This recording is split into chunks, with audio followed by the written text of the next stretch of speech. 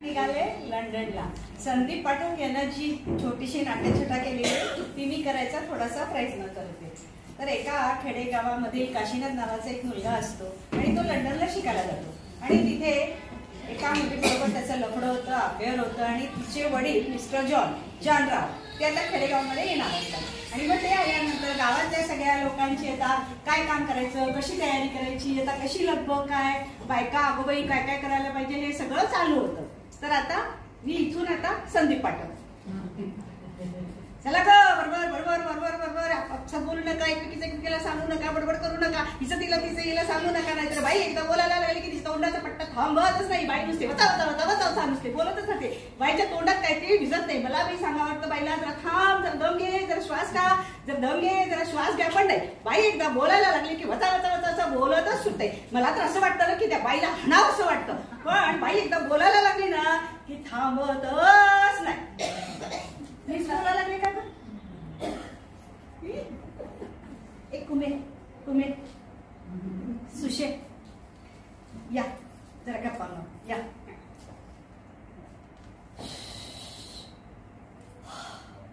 बाई ते पाहुणे येणार म्हटल्यापासून माझ्या अंगातलं त्राणच गेलं.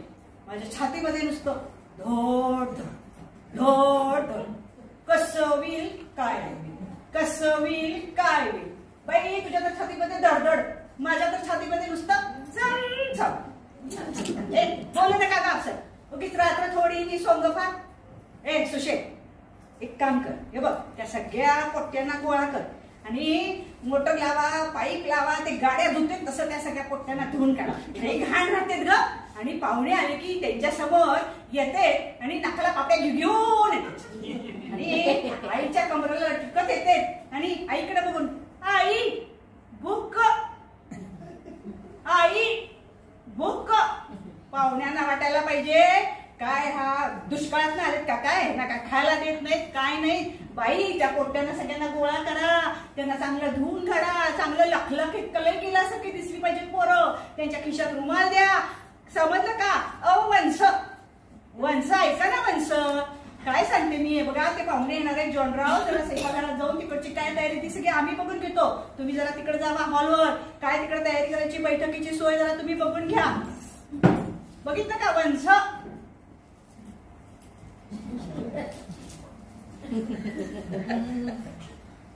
बघितलं बघितलं ऐकून नाही असल्यासारखं कसं निघून गेली ते. वंश नणंद गेली का गेली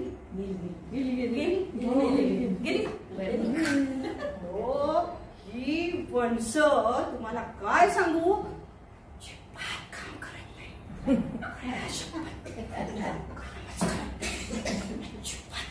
नुसतं या खोलीतून त्या खोलीत, त्या खोलीतून त्या खोलीत नुसते गुरु गुरु गुरु फिरत राहते आणि असं दाखवते किती कापाचा डोंगर उचलायला लागले. आणि काय सांगू तुम्हाला, सांगता कुणाला आणि विचारता कुणाला. तुम्ही लय हसायला लागले हो. तुमच्या नंदेचं आणि माझ्या नंदेचं मी सारखंच आहे. हिची नंदी ना सांगता कुणाला आणि विचारता कुणाला. नंदेला सांगायला जावं तर बाई हिला कट्टाळी मी. रोज मी परमेश्वराकडे प्रार्थना करते, उचल रे बाबा हिला, उचल जाऊन बसलाय कुणाला माहिती. तर मी तुम्हाला काय सांगत होते, तर परवा एकदा आम्ही दोघं बोलत बसलो होतो. आमचे हे ग आता आमचे हे ग आता ग हे कळत नाही तुला. आता आमचे हे 7 जन्म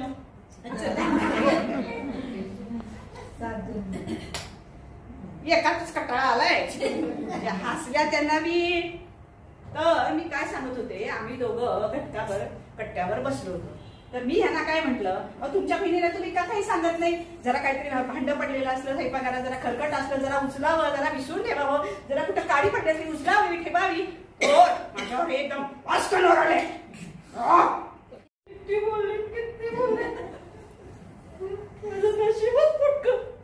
जिथं हात घालायला जावं तिथं भोकच निघतात. आणि तरी मी माझ्या बाबाला सांगत होते, बाबा मला ह्या घरात देऊ नको, ह्या घरात देऊ नको. तर बाबा म्हणतोय, अगो हा नव्या मुंबईचा जावई, हा नव्या मुंबईचा जावई, बडा ग मी पोकळ मासा आणि हवा जाते बसा बसा. आली का बघ, आली घाबरते का काय तिला? आली तर सांग. कसं माहितीये का, जरा काय झालं सगळं चांगलेपणा आपल्याकडे घ्यायचं. काही चांगलं झालं माझ्यामुळं, काही चांगलं झालं माझ्यामुळं. तर तुम्हाला सांगते, परवा आपल्या महाराष्ट्राला 2 उपमुख्यमंत्री आले माझ्यामुळं. आता शेतात टरावून हरभरावर आला माझ्यामुळं, शेतात टरावून हरभरावर. आता परवा आमच्या प्रमोद भाऊजी पहिल्या नंबरात पास झाले माझ्यामुळं. आता हिला साधं वाचता बी येत नाही, एसटीच्या पाट्या उलट्या वाचत येते आणि हिच्यामुळं सांगते. काय सांगू तुम्हाला हो, परवाची तर आणखी एक गंमत सांगते तुम्हाला. आमच्या सुलू वंसो त्यांना लेकरू झालं.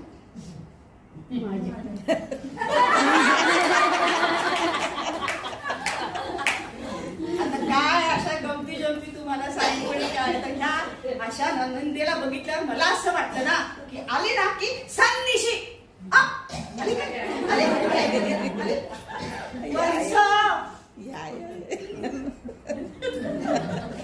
अशा सगळ्या ह्या गमती जमती करत करत हे सगळं वरण रिक्षातनं, बैलगाडीतनं, टांग्यातनं गावापर्यंत गेलं, नंतर शहरात गेलं, नंतर शहरात एअरपोर्टवर गेलं.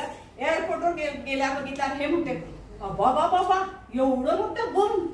दुसरा एक पोरगा, छोटा इब्लिस पोरगा वर सगळं म्हणतोय, अहो हे सगळं अख्खच्या अख्खं एकदम जाते, तुकड्या तुकड्याला जात नाही. अशा ह्या सगळ्या गमती जमती करत वराड लंडनला निघालं.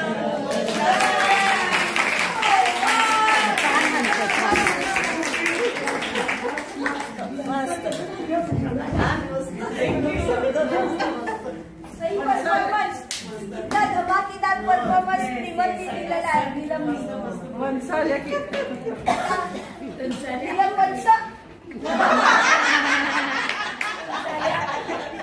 आता मी आणि आरती तुमच्यासमोर